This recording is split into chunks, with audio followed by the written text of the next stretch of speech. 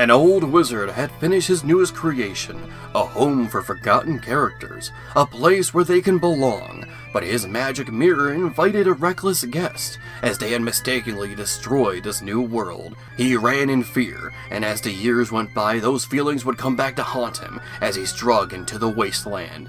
This is Epic Mickey.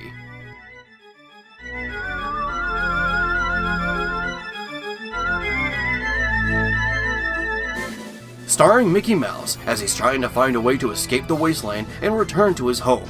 Meanwhile, a mad doctor and the Blot, a mysterious pile of ink and darkness, are trying to rip out Mickey's heart, as no one in the wasteland has one and only toons with hearts can leave freely. On his journey, he meets Oswald the Lucky Rabbit. For those who don't know, Oswald was Walt's first major phase, but despite his name, Oswald's fate was far from lucky, as his rights were kept by Universal Studios. Thus, Mickey was made.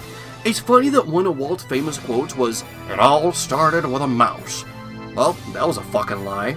Mickey would end up becoming not only Disney's mascot, but also one of the most beloved cartoon characters in the world. So how did Oswald come back to Disney? It wasn't until 2003 when Buena Vista Games, who would later become Disney Interactive, would pitch the idea of a video game starring Oswald.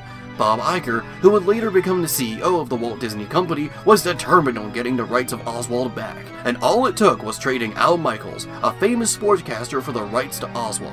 I wonder how Al feels about being traded for a cartoon rabbit, considering that he was ABC's sportscaster from 1977 until 2006 when the trade was made. It's nearly 30 years of work, as he would then become the new caster for NBC instead. Well, apparently he felt confused by the trade, but also felt it was appropriate, and had a feeling that he would become a trivia answer in a game show because of it.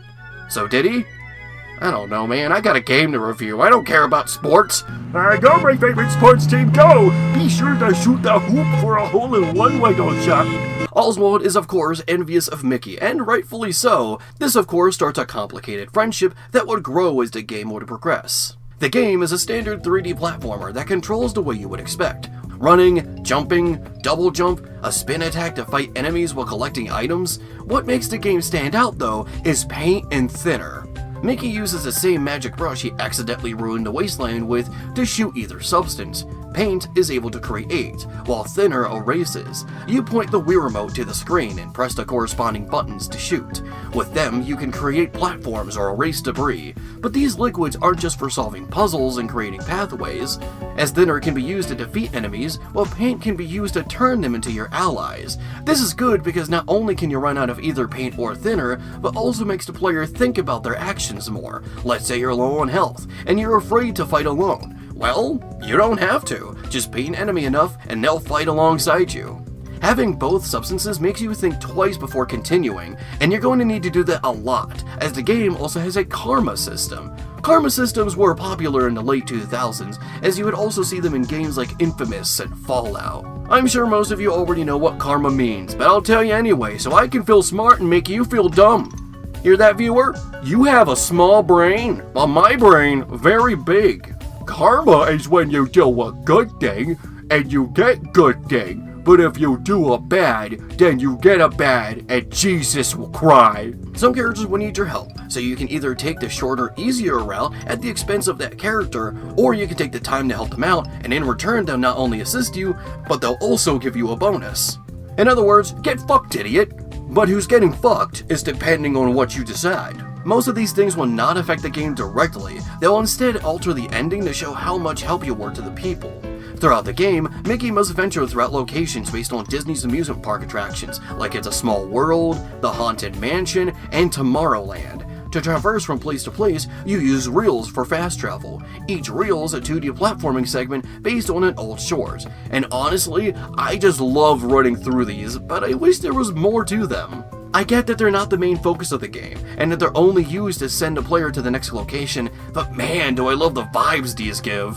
Actually, the entire game is visually stunning considering it was a Wii exclusive. The locations have a perfect mix between cartoony and eerie, similar to games like Luigi's Mansion. I'm glad there's a game that embraces the darker side of Disney, and it's made by Disney. But it also could have gone further. I encourage you to look up the concept art for Epic Mickey. Some of it straight up looks like an illustration you'd see in stories to tell in the dark. I mean, look at this thing! It's so fucking nasty and gnarly and I love it! But as a clarification, while this is technically concept art that was indeed made for the game, it wasn't made with any specific plans in mind. The crew made them to see how far Disney would let them go. How dark could they make the game if Disney allowed them? I mean, just imagine if some of these were actually in the game, Epic Mickey would become a horror game and I would love that. And it's not like kids wouldn't either, considering kids today love seeing family-friendly characters being corrupted, considering the rise of mascot horror games with stuff like Five Nights at Freddy's, Bendy, or Poppy Playtime, or the popularity of YouTubers who play these games like Markiplier, Friday Night Funkin' mods, Sonic.exe, Creepypasta, etc. I understand you gotta protect the brand, but I severely doubt that one official horror game is gonna destroy the legacy of a character that's nearly 100 years old.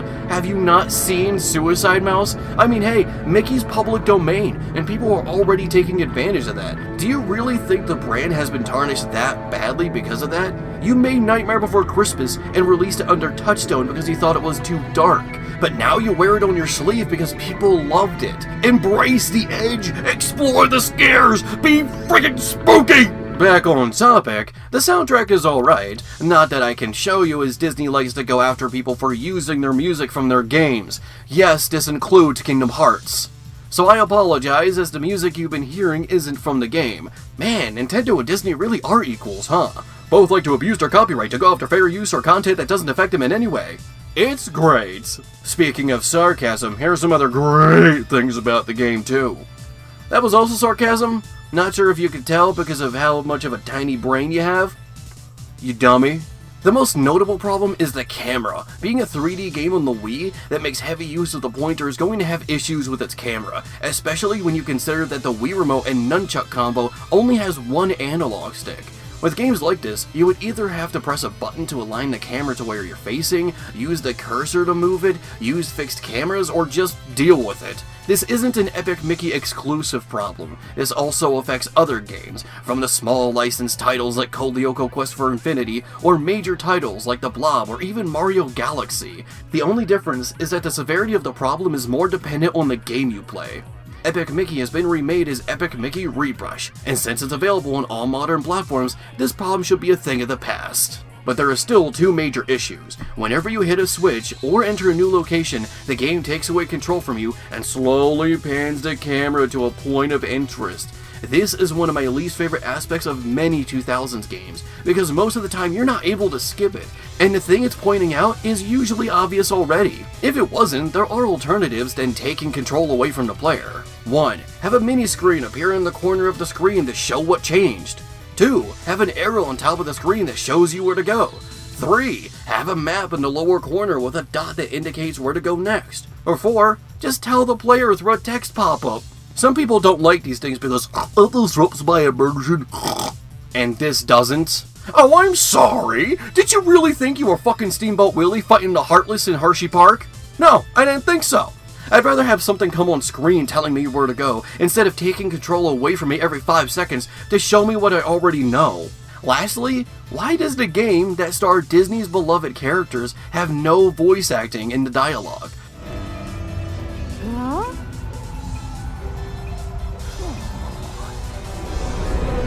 People always say, you don't need voice acting, just imagine your own. But that's not the point. Some people have conditions that make it difficult to read or pay attention to the story if it's just through text, so technically voice acting is an accessibility option. Video games are capable of telling stories with multiple methods, yet you expect everyone to have to take in a story the same way as you? For your information, there are 3 forms of learning: auditory, visual, and kinesthetic, or learning by doing. This applies to taking in information of a story. Voice acting counts as auditory, and by not including it, you're only letting people take it in through visuals alone, which can work for stuff like silent films or cartoons such as Tom and Jerry, but that's because they didn't have dialogue to begin with. And what's that? That's dialogue right there. But I know the real reason people don't want voice acting. Because it could be bad. Blue, blue. So because you don't like that the voice acting could potentially be bad, that means that everyone should take in the story the same way as you. And turn off the voices! Most games have that option! Some even have the option to change the language for you weebs that don't understand what bad voice acting sounds like in a language you don't know. Also, this isn't some underground IP that just came out of nowhere. It's Mickey fucking Mouse! These are beloved cartoon characters who already have established voice actors. They already know what they're doing. They would only have to hire new voice actors for those that didn't have one already. It would be fine. But that's Epic Mickey. There's a reason why it has a remake, and that's because it's a pretty good game already.